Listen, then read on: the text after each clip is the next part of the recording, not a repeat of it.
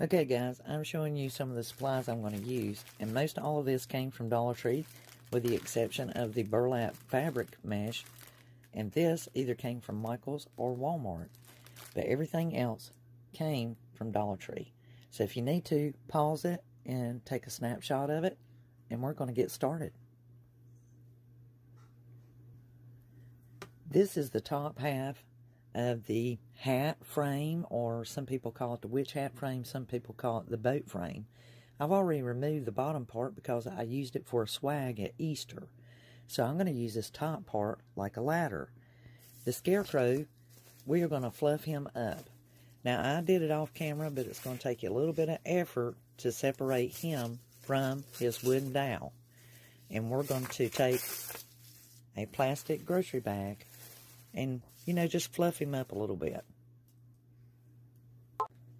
Roll him over and just loosen up his pants and his shirt away from the styrofoam. And then that way you can get in there to reach the back. And it won't disturb the front, unless you want to replace his pants altogether. Now I cut the handles from off of the plastic bag. And I'm just going to feed them in here to fluff up his arms on his shirt. I don't think it'll take much. I just want a little bit of fluff.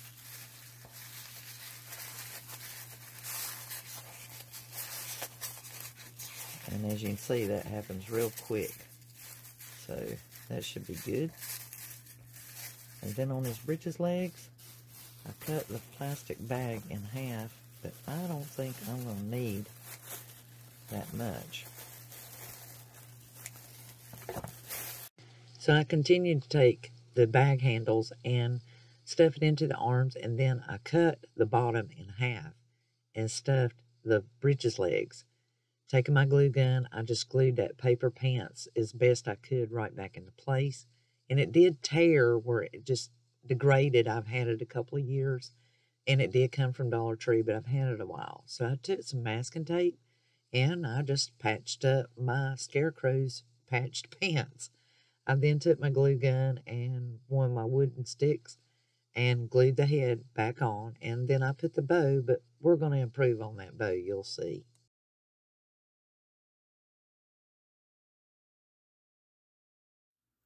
Hey there, this is an intermission to introduce myself. I'm Elizabeth, and this is the Dandysoap DIY channel.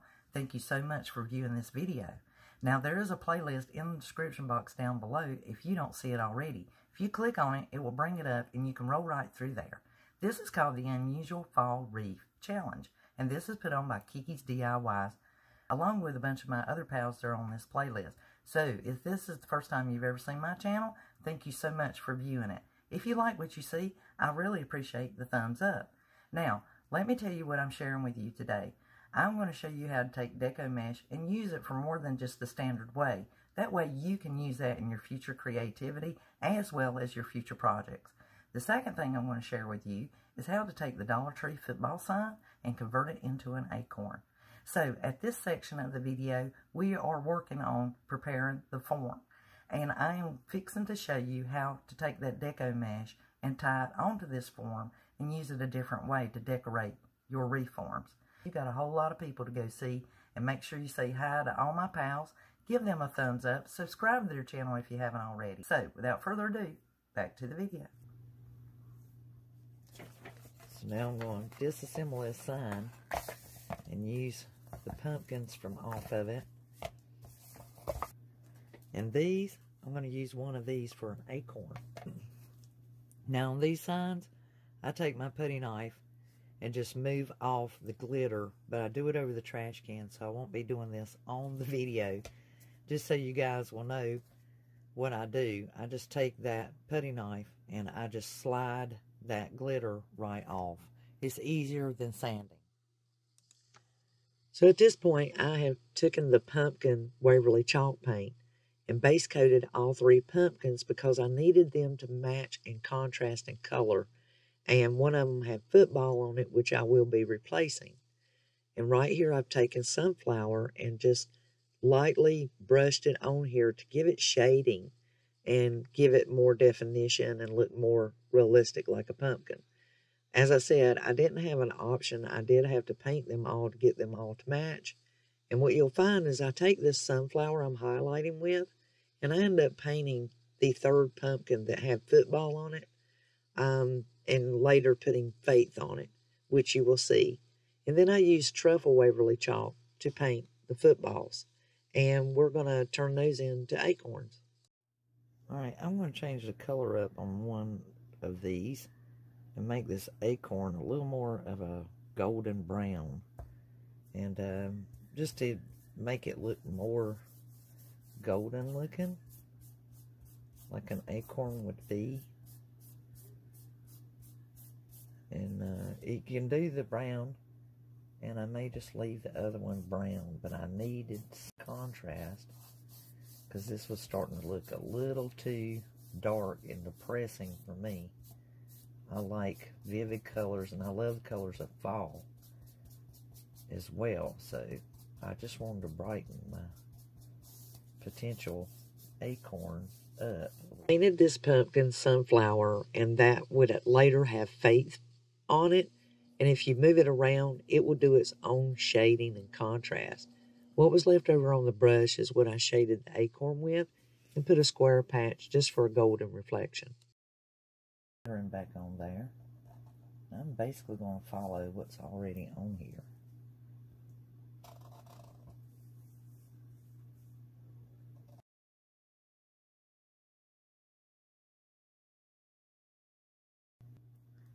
Let's make our acorn tops. I'm going to use this burlap ribbon from Dollar Tree. And the way I'm going to do this is, hopefully you guys can see the top of that. And I want to bring it down. Just leave 1/4 of an inch up there at the top for the stem. And then I'm going to go over the sides about 1/2 inch. So I'm actually going to fold this in half. And that will make the top for this acorn. And I'll do the other one the same. And I'm going to cut it. And then I'm going to do the same for the other one. Hopefully I've got enough on this roll to make 2. Just enough. Man, that was close. That was just really, really a small miracle there, guys. Just a little miracle. So what I'm going to do first is I want to go ahead and glue this burlap. Please be careful, because you know this glue can go right through that burlap. Don't want to get burnt. And even though that's sticking, I'm not going to trust it or assume anything. I'm going to go ahead and put some glue there too.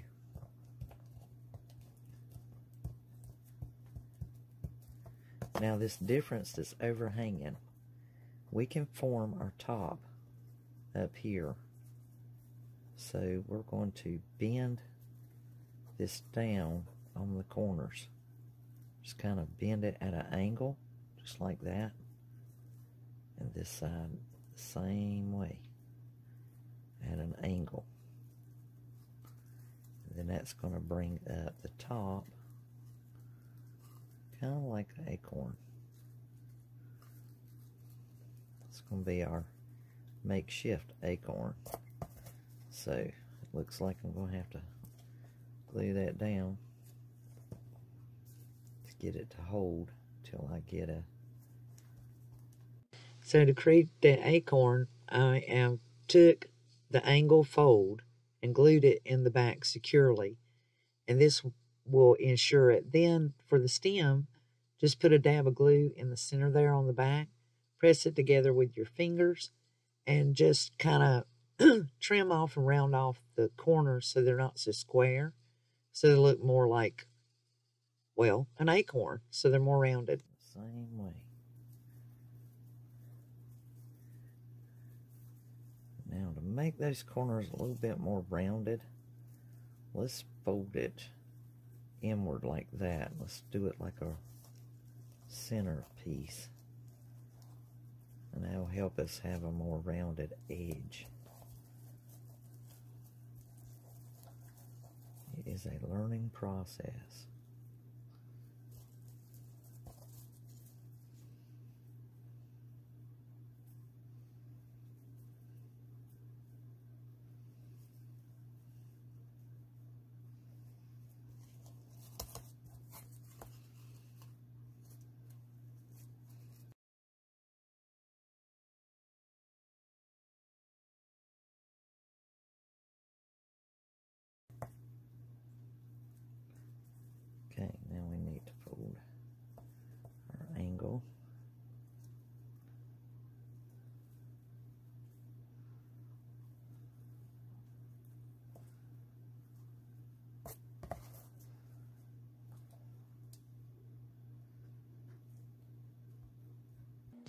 Now once again, just secure those sides after you've, bent your angles of your burlap, and then press it in the center, put a dab of glue on the back, press it together with your fingers, and that should ensure that it keeps its stem-looking shape, and voila. So this mesh that we have here is called Burlap Fabric Mesh, and it just means the color.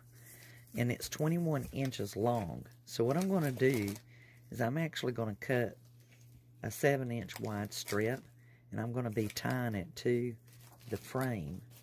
So I want to just kind of get this rolled out from where I've used it in the past, and I just want to cut them 7 inches wide, and that will give me 3 pieces, and then I'm going to take and tie them onto the frame. And I'm just guesstimating 7 inches wide.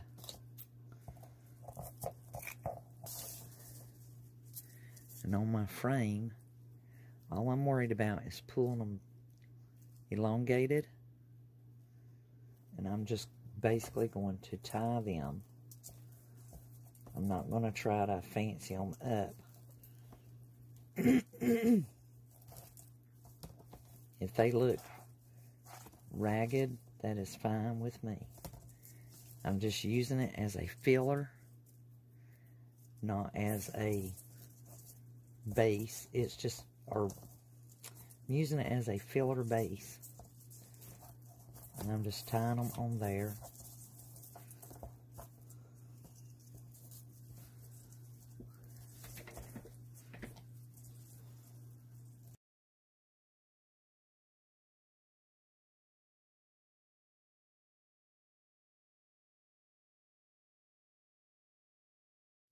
Now these grass with the feathers came from Dollar Tree, and I am going to leave the feathers on there as a filler. It's not really what I had in mind, but what I'm after is to look like the cornstalk and the background for my scarecrow. So I'm going to take and leave the feathers on there. They'll make it fluff out more. I'm wanting this to come up from behind my scarecrow. So I'm just going to spread these out a bit. Fluff them a little bit. And I'm going to take a chenille stem, and I'm going to actually anchor it to the frame so that it will come up from behind, so that this is tied to the frame.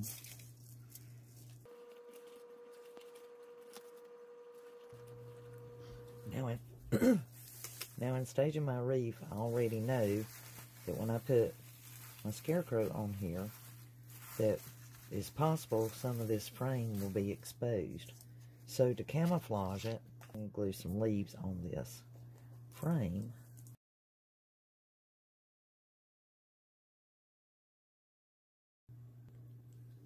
So at this point, I'm just staging my wreath and figuring out what I want on there and what's going where. And I have a very small door, guys. So this wreath is being designed for a very small door. And if I put anything thick or heavy on it, I can't close my door, and it will smash my wreath. So that is why you see me make such thin arranged wreaths, because it's the only thing that my door will accommodate. And I would love to have a great big huge thick wreath. I love them. I think they're beautiful. Unfortunately, I do not have a door that will accommodate anything like that. So I have to really be picky and choosy about how much stuff I put on my wreath, and that they can lie flat in like 2-inch depth, which is not deep at all, unfortunately. So as you can see here, I'm just picking and choosing, and seeing how many I can comfortably be put on here without overpowering the wreath. I really want the beige, my signs, and my Scarecrow to show up. So the Scarecrow is going to go right in there, and I'm going to actually, his leg's going to be up, this one's going to be bent, and then my other signs, my pumpkin signs. So I've got to be picky about where I put my flowers and so forth. And then, of course, I still need to put my ribbon on there. So I think I'm going to leave the leaves and just kind of slide these around here and just see where they might go, where they might look cute. And so I always stage it first, just to see what I can do. And I'm just seeing, because I still need to put my signs on here as well. So I can't go too crazy with all my arranging. I can get a lot on there, kind of, sort of.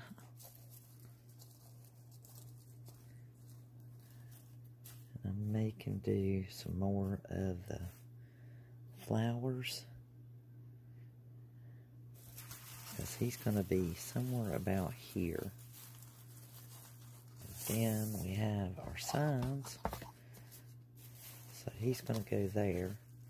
Family, friends, go over here, and this is going to be going up there. Acorns are going to be up here. So now I began sliding the stems of those artificial flowers in through the knots. This will allow me to reposition them or use them in another project. Not necessarily have to be glued down, but they can be. I took my signs and glued them together, the family and the friends, to make it more secure, then glued it directly to the frame. And right here, I'm just sizing it up, and I took a little bit of that checkered ribbon, and I made it like a blue ribbon. I gave it a cross arm, and then I wrote Faith in my black paint marker onto the yellow pumpkin, sunflower pumpkin, and glued it directly to that cross arm ribbon. And oh, it just made it pop. It's fantastic.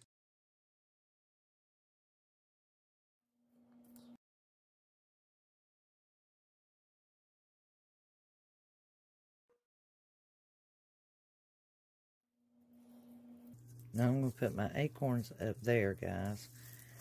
But I think I need to put my Scarecrow on first. This is going to have autumn blessings, faith, family, friends.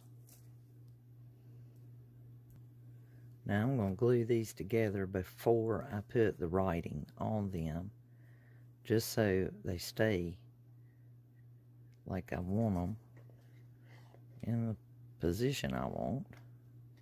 So using my white paint marker, I wrote Autumn Blessings. I took a little bit of the burlap ribbon and repaired the little bow on my Scarecrow.